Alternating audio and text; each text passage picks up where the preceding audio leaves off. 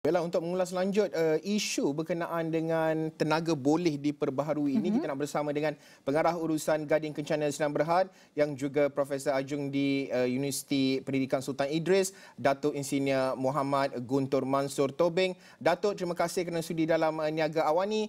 Pertama sekali, kita nak meneliti perkara ini di mana pelaburan dalam projek solar berskala besar dan kecil baharu meningkat kepada $120 bilion Amerika, sekitar 535 bilion ringgit Malaysia, meningkat 33% pada separuh pertama tahun ini. Apa pula realiti di Malaysia, Datuk? Terima kasih. Terima kasih kerana jemput saya ke dalam studio pada pagi ini. Ini satu perkembangan yang baik dan memang kita dapat lihat the effect of climate change dalam dunia ni semakin lama semakin ketara. Maknanya uncertainty in weather dengan more real and unpredictable, maknanya banjir berlaku, kepala air berlaku dan sebagainya. Dan di Malaysia kalau kita tengok, baru-baru ini kerajaan Malaysia juga mengalu-alukan keputusan kerajaan Malaysia untuk memberi kelonggaran kepada pembina yang berjaya dalam LSS 4. Di mana kerajaan menyambung, membagi dia power purchase agreement dia disambung daripada 21 tahun kepada 25 tahun. Ini bagi menangani peningkatan kos yang begitu ketara. Macam polysilicon, harga yang dulu kita masuk tender 2019 adalah sebanyak 19 sen US per watt peak. Hari ini harganya sudah sampai ke peringkat 29.5 sen. Maknanya ada lebih kurang 30% peningkatan dari segi harga silikon. Yeah. Jadi ini adalah perkembangan yang sejajar di antara Malaysia dan dunia. Dan memang kerajaan kita committed untuk mencapai net zero carbon menjelang 2050.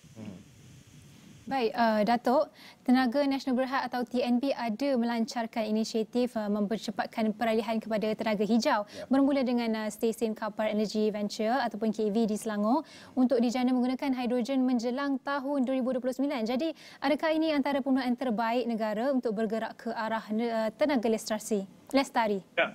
Ya, ini satu soalan yang bagus. Kerana dalam rancangan Malaysia ke-12, kerajaan telah menetapkan bahawa sasaran transition tenaga daripada konvensional kepada tenaga boleh baru ialah 25% penetration menjelang tahun 2025. Dan kita ikut perancangan, kita memang boleh mencapai ke tahap itu dan kita akan mencapai 45% tenaga boleh baru dalam energy mix kita menjelang tahun 2030. Jadi ini memang dalam rancangan kerajaan. Dan selain daripada tenaga boleh baru ni, daripada tenaga solar, hidrogen juga merupakan satu pilihan yang tidak dapat dielakkan dan memang satu pilihan yang sesuai untuk dipertimbangkan untuk masa hadapan. Ya. Datuk, saya mengikuti rapat media briefing oleh TNB beberapa hari yang lalu berkenaan dengan usaha mereka ke arah kelestarian TNB itu sendiri. Jadi untuk waktu ini kita nak melihat juga mungkin selain daripada TNB sudah tentu banyak juga syarikat-syarikat lain yang perlu berperanan penting dalam menuju ke arah negara lestari ini.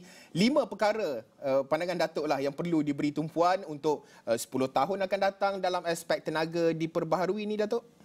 Ya, saya rasa kerajaan Malaysia mempunyai satu rancangan tenaga boleh baru yang begitu padu, yang begitu tepat. Ya.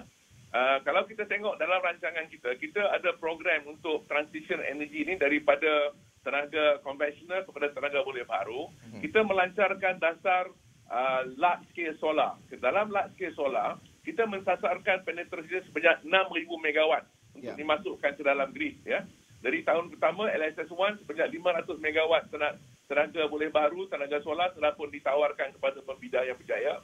Tahun kedua, LSS2 sebanyak 480 megawatt. Yang ketiga, 500 megawatt. Dan yang keempat ni 980 megawatt. Jadi maknanya kerajaan memang sedar tentang perkembangan di dunia dan perubahan yang berlaku. Dan kita sentiasa bergerak dengan pantas untuk memenuhi keperluan tenaga boleh baru ini. Dan dalam masa yang sama, di Malaysia ni kita special. Sebab dalam masa yang sama, walaupun kita membuka peluang kepada tenaga boleh baru, kita juga sentiasa menjaga energy trilemma kita. Maknanya grid stability, accessibility dan sustainability. 3 perkara ini memang kerajaan dah bagikan kepada tenaga nasional dan pihak swasta kita bekerjasama dengan tenaga nasional untuk menjaga keharmonian negara. Walaupun kita nakkan tenaga boleh baru yang banyak, tapi kita nak pasti memastikan talian grid kita ini sentiasa stabil dan boleh menyediakan permintaan pada harga yang kompetitif dan keadaan yang mampan. Baik, terima kasih Datuk Insinyur Muhammad Guntur Mansor Tobing yang merupakan pengarah urusan Gading Kencana Sdn Bhd dan juga Profesor Ajung di UPSI mengulas berkenaan dengan usaha Malaysia.